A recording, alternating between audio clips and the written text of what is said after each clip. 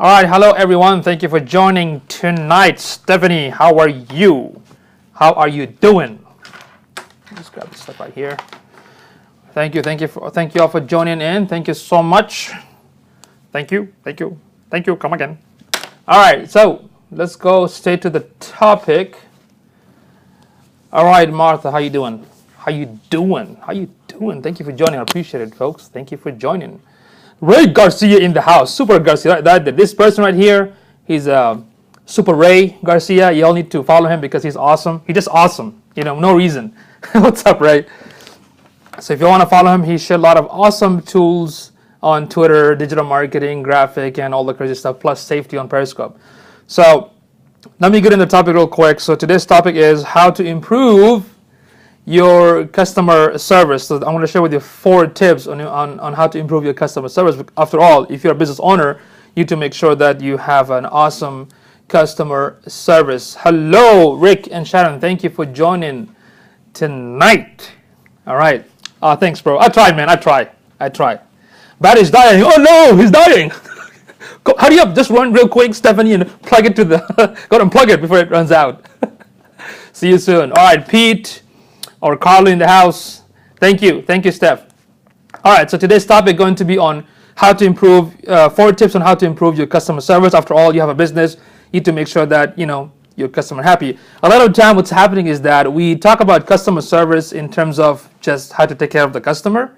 If I ask you guys, what do you think the topic of customer service should involve? Like, what should I talk about when it comes to the customer service? Or how about this? Let me ask you this question.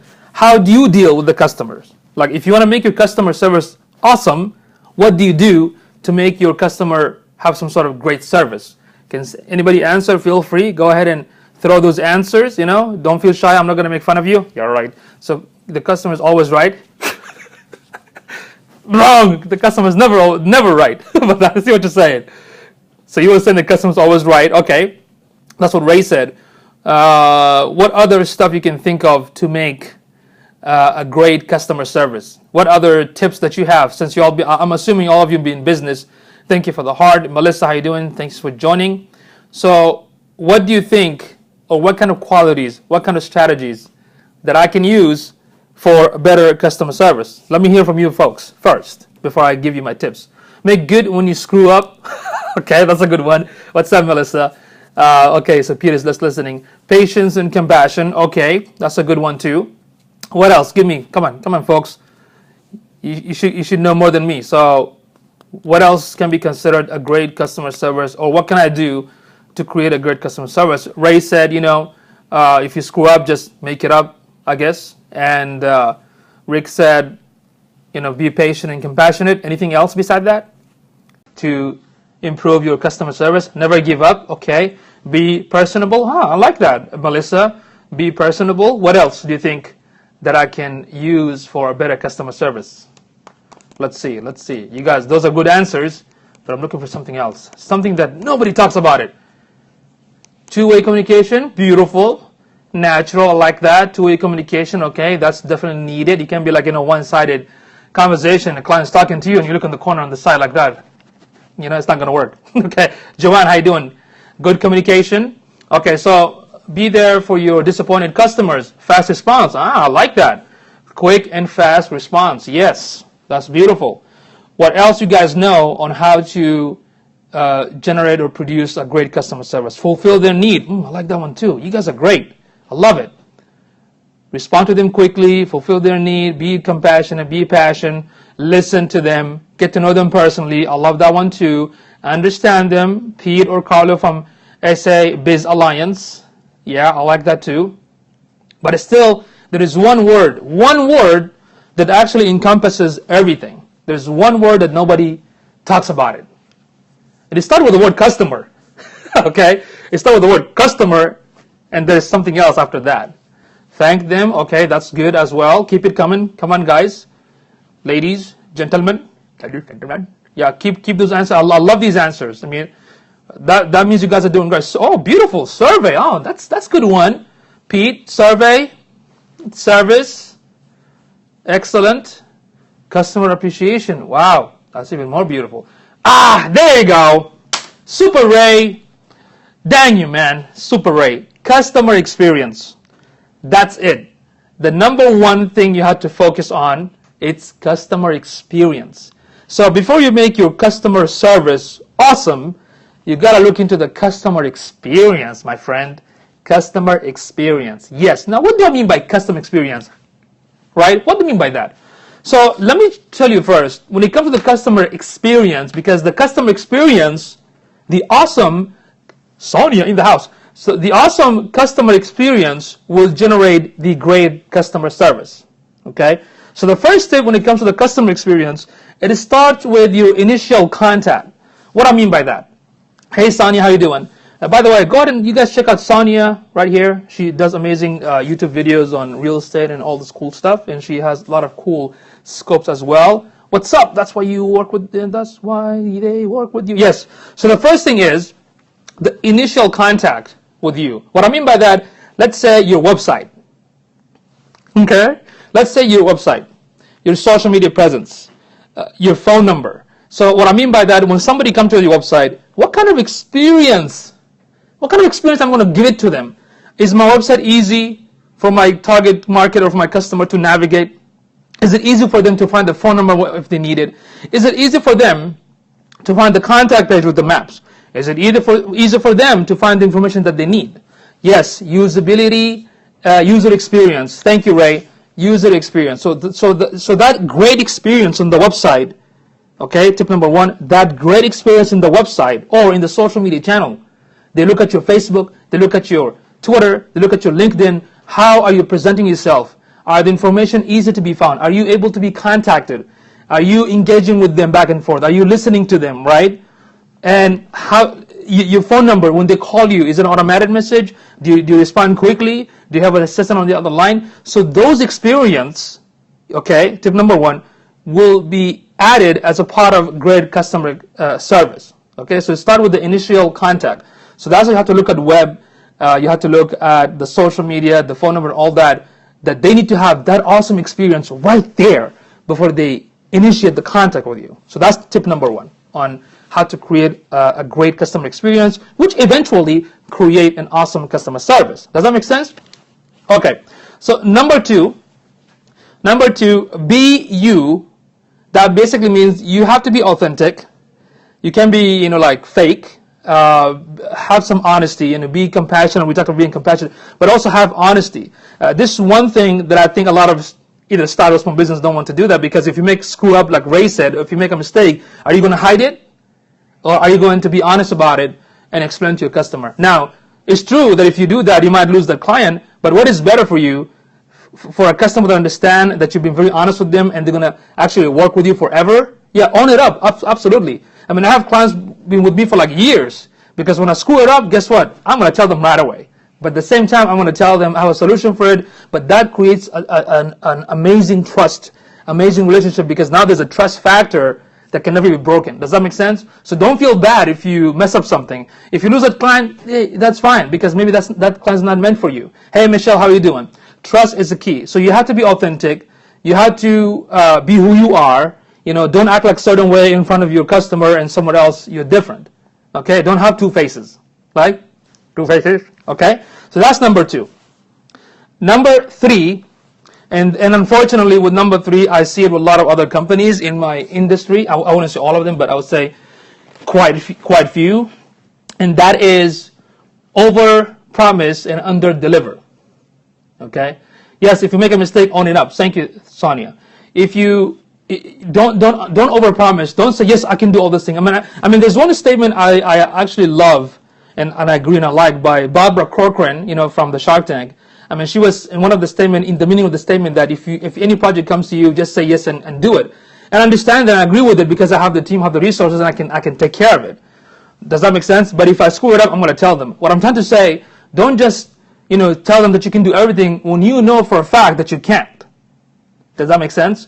So, and even when you take on your project, and let's say a particular project can take you 1 week, don't tell them it's 1 week. Tell them like 2 weeks. Why? Because if you have some time, right, you can make sure everything is done correctly. And in fact, what's going to happen? Your customer will think it's going to take 2 weeks. Hey, Nika, how you doing? It's going to take 2 weeks for you to deliver, but you can finish in 1 week. And that's going to be like, under promise, over deliver. And you are going to surprise them, and they're going to love you like, oh wow, you promised me to finish in 2 weeks, but you did it in 1 week. That's awesome. Okay? But even then, be careful, because you have to set some boundaries. 2, on it up, yes, don't over promise and deliver, yeah. But even when you do the under promise and over deliver, just be very careful. Because, for instance, yes, exceed the expectation. Like in my contract with all my clients, I basically tell them the contract that I'm as a company, as a digital marketing company, we're available from 10 a.m. in the morning till 4 p.m. Monday to Thursday. That's it. Yes, that's how I run my business. I don't work like other folks, okay? So if they call me, if it's an emergency, I can take the call. But if they call me on Friday or in the weekend, and if I respond constantly, that's going to be a bad experience, because now they're going to expect from you that you can also answer in the weekend. So don't do that. Set the right expectation and let them respect you, because you don't want them to abuse you. Does that make sense? I don't know if anybody of you have experience from bad clients or clients from hell. Don't want to train customers to expect early delivery. Yes, even if you know for sure that your team tells you, Yusuf, this is going to be done in 2 days, don't tell them 2 days. Tell them 1 week. You're not lying. This is just to make sure that if it's done in 2 days, I can double check, make sure everything is fine. When I deliver it, they're going to be an awesome, happy customer. Lisa, how you doing? Thanks for joining us, okay? So that's number 3. So number 1, like I said, initial contact with your web, with your social, with your phone number has to be easy for them. You have a easy experience. Number 2, be you, be authentic, be honest, don't lie, okay? And number 3, don't overpromise and underdeliver. Underpromise and overdeliver. And number 4 is the follow-up.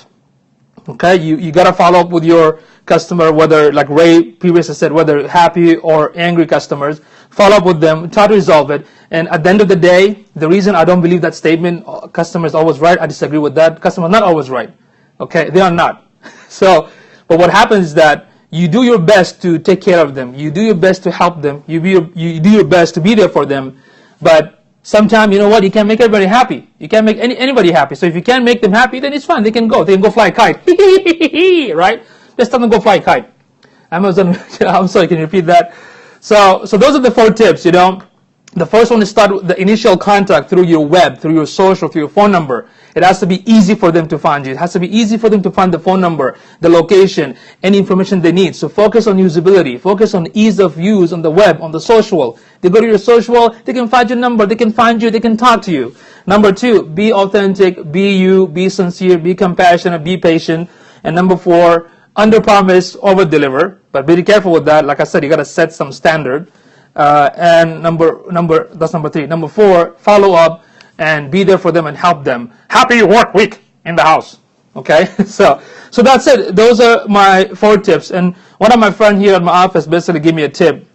Maybe I should start using that. And that is, maybe you can set up your cell phone when somebody call you. Let's say after hours, you can say that we are available from this time to that time. If it's an emergency, send us a text or email. Does that make sense? So, folks, customer experience start not from a customer service.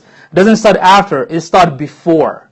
Thank you, Sonia, for all the recap. You are awesome. Initial contact on the website. Be authentic. 3, under promise, over deliver. 4, follow up. Thank you so much, Sonia. You rock, and you've been officially Yusufied.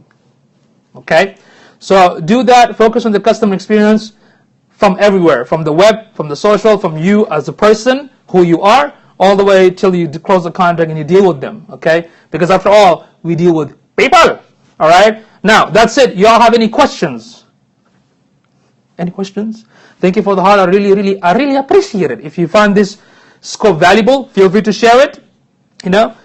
Do the swipe left, swipe up, whatever, iPhone and Android. And thank you. I miss edit. Yes, we'll watch the replay. Yes, Yusufied. All right, cool. Now, I want to do a scope on how to set up Google Analytics for WordPress, but I need some sort of volunteers. So I'm waiting on Lashanda, to see, because her website doesn't have analytics. So I basically tweeted to her. I'm just waiting on a response to see if she allows me to set up analytics for her website. Then once she says that, then I'm going to go ahead and do another scope, maybe another 30 minutes on how to set up a Google Analytics for your WordPress website. Okay. Right. Best way to grade website on user experience. I would say that's an excellent question, Melissa. I would say branding matters. Lashanda in the house. Did you get my tweet? Okay. That's an excellent question, Melissa. So what happened, a lot of businesses focus on the cosmetic, they focus on the brand. I'm not saying don't focus on the brand. In fact, you can ask Ray Garcia, who's an expert in graphic design. He can tell you branding and color and all this matter. What I tell small businesses or a startup, that sometimes you got to focus on the main functionality and the ease of use, like the ease of use of your website. If somebody comes to your website, how easy for them to find what they need, like about, services, contact us, blog. Make it so simple. Sometimes too much is too difficult. Less is more. Does that make sense? And make sure the website is very fast. Make sure it's not too cluttered. Not too busy, not too flashy. Keep it very simple. Then you can hire Ray or us or anybody to kind of make it look more beautiful later on, but focus on the usability factor. Thank you so much, Michelle, for sharing this scope. So Lashonda, I sent you a tweet because I wanted to originally do a scope on, Flash sucks. And I think, did you guys hear the Flash got killed? Because Google basically killed Flash. There was an article. I'll probably share with you guys later. Lashonda, I was asking you, I noticed that your website doesn't have Google Analytics, and I wanted to do a scope on how to set up Google Analytics on a website. So if you can send me the access, so I can log in and I can talk about it, and I'll show everybody how to set up a basic Google Analytics for your website. Okay, if you want that. So I'm going to start probably, let's see, what time is it now? Let's see, what time is it now? 8:30. All right, so maybe... okay, thank you, Sonia. Wait, so fast? So maybe within half an hour or 20 minutes, I'll come back. I'll talk about how to set up Google Analytics for your WordPress website. So if anybody interested, join me, okay? All right, so anything else, folks? Any more questions? You all good? Huh? Okay. All right, thank you. Thank you for waiting, and I'll be back in probably 20 to 30 minutes. See you all later. All right, thank you.